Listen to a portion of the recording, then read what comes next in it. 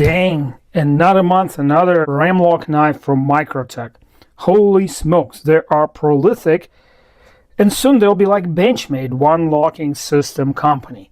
Or so I fear. Hopefully not. Anyway, obviously this is not what's in the box. You've seen it in my videos before. This is the stitch manual. Hold on. Yeah, we'll talk about that part later. So much effort. Anyway, this is a manual stitch with a ram lock, and I'll give you 3 seconds to guess what's in this box. 3, 2, 1. Yes, M stitch, which stands for mini stitch. So let's open it.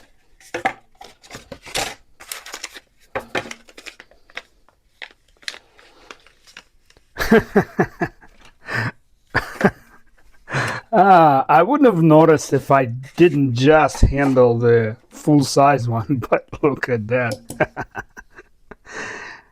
Mini me. Cool. Don't want you to feel like it's a small knife. It's actually a pretty good full-size EDC in my opinion, but hilarious. Let me put it next to something you all know. Here's the Shaman. Okay. Whoa. Is that close to... And here's PM3.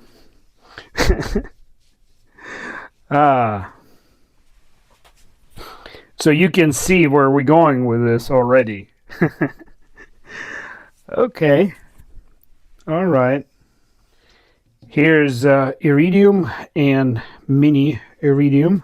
Interesting to see how companies interpret shrinking the size down without decrementing the functionality, and oftentimes fail. I'll talk about it in a second.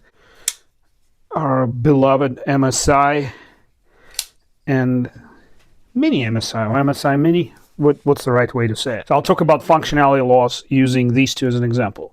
You see how this has a very practical, useful finger choil for close-up cutting and so forth. They lost it on the mini. You can kind of fit your finger in there, but as you can see, you may kind of cut your finger as well.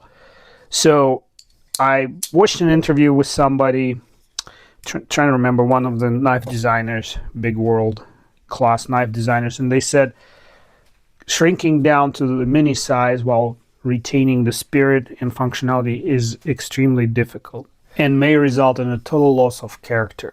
Overall length, 7 and 1/8, 180 millimeters. Blade length, 3 inches on the dot, 76 millimeters. Cutting edge, ooh. What do we got? You know, guys, I'm a metric guy by birth. 2 and whatever 16ths that is, and 65 millimeters. So it's short, even though it sounds longer in millimeters, if you know what I mean. Let's weigh it. Okay, I got 98.6 gram, 3.5 ounces. Compare it to the full-size manual, also aluminum. This is the aluminum version. We got 6.6 ounces, so it's a full 3 ounces lighter. 3 ounces. You know, when you hold them, this doesn't feel super heavy, but you know, this doesn't lie. What's it in grams?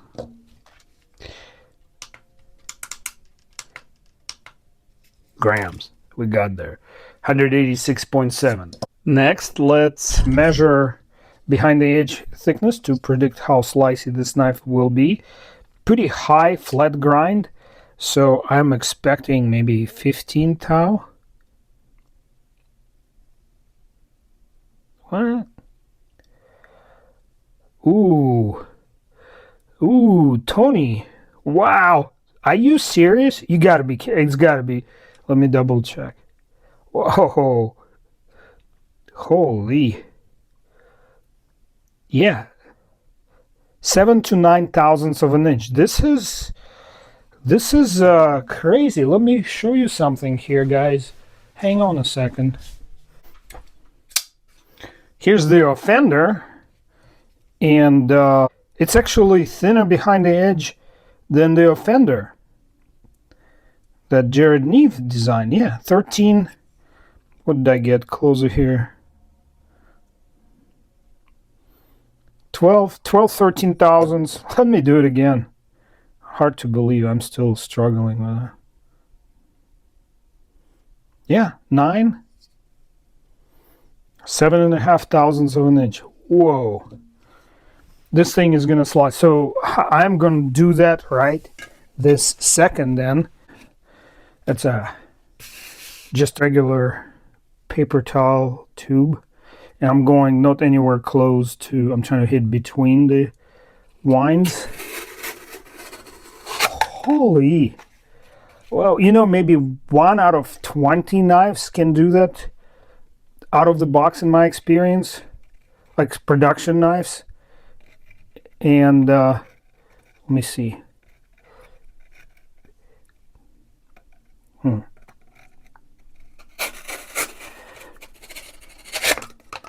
Any questions about this fine edge? None heard. Moving on. All right, here's the dreaded paper towel test.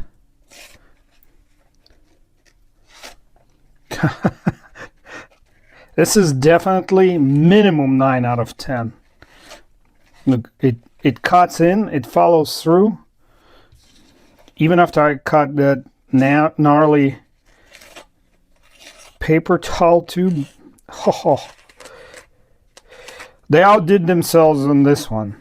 So this one is dated April 2026, and I'm filming it mid-May, 15th May. Oh, holy. Look at that cut. Oh. Whew. The original. Same. Ooh. Oh. I don't remember testing this on paper towel. And I'm remiss. Look at that. I later realized that this one I already resharpened. But I'm leaving it in to brag about my sharpening skills and direct your attention toward my sharpening tutorial videos. Let's grab a microscope and look at the source of all this awesomeness. As I rotate the edge toward the lens, see how the apex line disappears completely? That means there is 0 burr on that apex. And that makes it a definite 10 out of 10. Look at how perfectly they formed the tip. There's no routing off in any direction. And that's near the sharpening choil. Now the angle of the grind fluctuates a little bit throughout the length of the blade. It's slightly asymmetric, but the very first sharpening will take care of that. Good job. Let's talk ergonomics. My hand is medium size. I wear medium to large gloves. And the original was a little bit big. Look at all this. It makes me feel small, you know, makes my hand look tiny.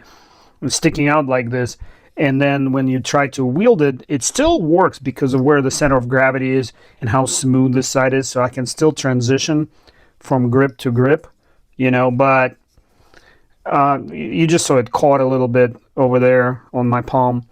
I don't know why this is important to me, but it is. So this one, look at the fit. Even if you have humongous fingers and hands, you know, there's still plenty of room here. You could actually see it for yourself right there. You know, so, and transitioning this one is sort of like a child play, comparing, these transitions. And I do them because sometimes you switch from just regular cutting and then slicing in reverse grip or stabbing. And so it's important to me to be able to secure the thumb on the pommel right there for, strikes with the tip. This knife was born in war. You can watch, there are numerous videos explaining how Mr. Borka came up with his design. So, and it has to do with the Serbo-Croatian War in the 90s. Moving on. Many reviewers spend a lot of time talking about how flickability feels out of the box. This is not bad. I do have to kind of jam my thumb into that corner and direct it in the same sort of line as this cutout. Boom. So it works. There's a little bit of lock stick if it's important to you. On the reverse flick, you will not be able to just spidey flick it without the wrist. If you can, you have amazingly strong fingers, and I congratulate you. But you kind of have to get used to this knife. And the lock stick, see, it takes a little effort, as all ram locks do. And the reason is they modified it in 2024 because yours truly here discovered that the original design of the ram lock that was actually there to eliminate the lock stick, it wasn't holding it locked in a spine wax situations. These new ones I don't have any issues with. So if you have any ram lock dated April 2024 or later, you have to thank this scar here for that. To disassemble this knife, you will need a T15 and T8 Torx bits. T15 obviously for the pivot, everything else is T8. And I always get confused which side unscrews. They put plenty of Loctite, so you need a full-length handle on your screwdriver to do that. I don't like the bulbous short handles because they don't give you enough leverage on unscrewing and too much leverage when you're torquing, so you can easily over torque with those. Let's see, can I push that out? Yeah, that's how you push out. The other side, you can totally disassemble it later. Okay, well, we got what looks like a single row bearing is actually a multi-row bearing, because if you look closely, there's an outer and an inner circle right there. So those are closer to the center, those are farther, so it's technically a double row bearing. Does it give you any more lateral support? It's arguable. I'm on the side of people that say it doesn't matter, but it's a cool feature to brag about. That's what you're paying for.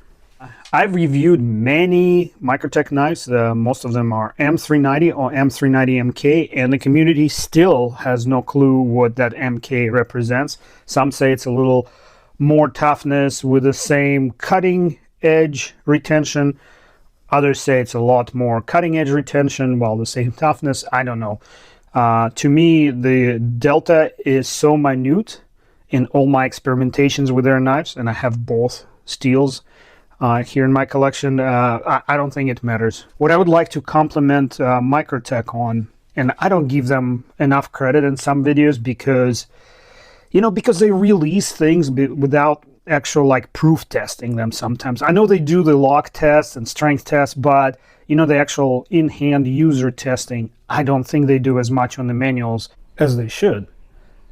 They kind of counting on an idiot like me buying a knife, beating it up, cutting myself, and then posting the results so that they can fix the problem in the next few months. I'm like a test dummy. Okay, back to complimenting Microtech. Looking at the finished blade, I deduced that they do all their grinding and finishing after the heat treat, which is the only right way to do it, according to Bob Terzuola. And that means they don't cut corners. This is a big thing because it's a lot more expensive to do post-heat treat grinds. It's really hard on your equipment. You need to change belts a lot more frequently. So that's where they shine, and sorry if I take it away from them when I critique other misses in their designs or production techniques. All right, I'm starting the hardness test. As usual, I verify calibration of my Rockwell tester using this independently certified, serialized, and rated 62 HRC calibration block made by Phase 2, which is like a Cadillac of hardness testing equipment. And I do that because, unfortunately, testing a single blade out of a batch of blades is not an industry standard method. I wish I could test 5 to 20 of them, and I would do it, but I can't afford to buy 5 to 20 knives of every kind. With that said, still a lot of work goes into measuring even a single blade. You have to have the right equipment. You have to have time and desire to do it right. You need to have the time to take averages and report them. So I thank everyone who is doing it for the community. There are other people that do this testing and post the results. I measure 61.6, so I will be adding 0.4 HRC to the consecutive tests on the blade.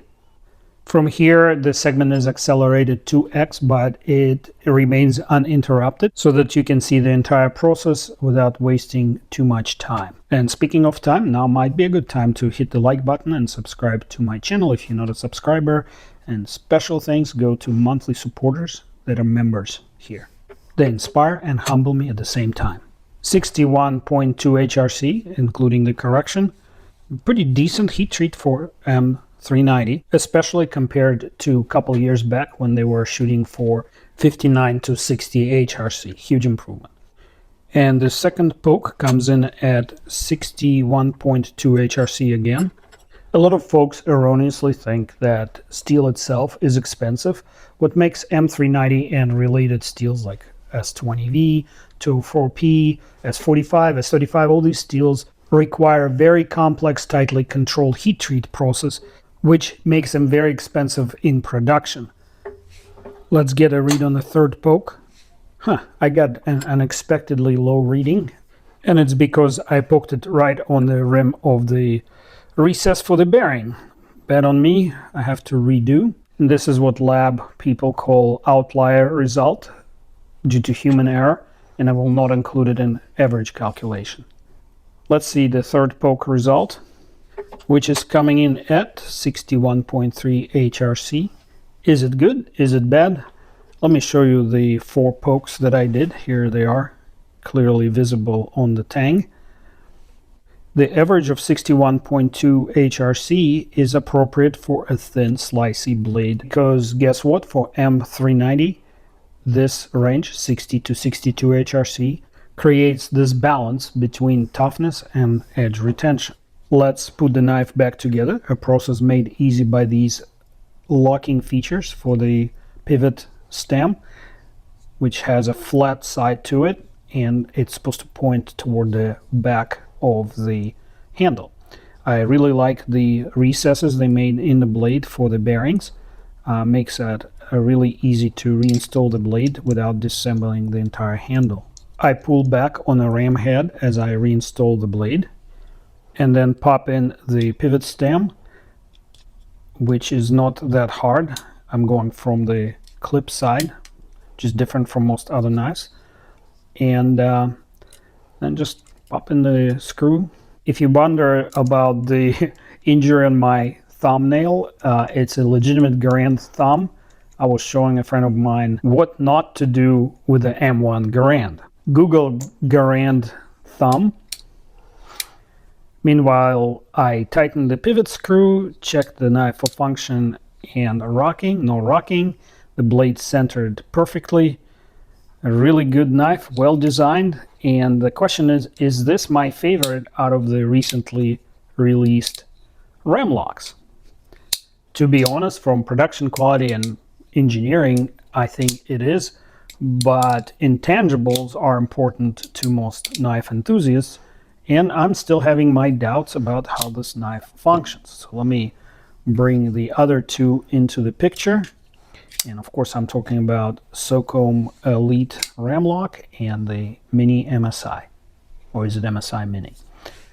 Initially, I had doubts about the thumb studs on the other Ram Lock newly released knives, but now that I'm testing all three side by side for opening, detent, and how easy or hard it is to deploy the blade and retract the blade, the thumb studs grow on me intensely. I use fixed angle sharpeners to sharpen my blades, and thumb studs do get in the way of the plate traverse, and that's why I hate on them quite a bit in my videos. Judging by your comments, I read all of them and reply to most of them, by the way.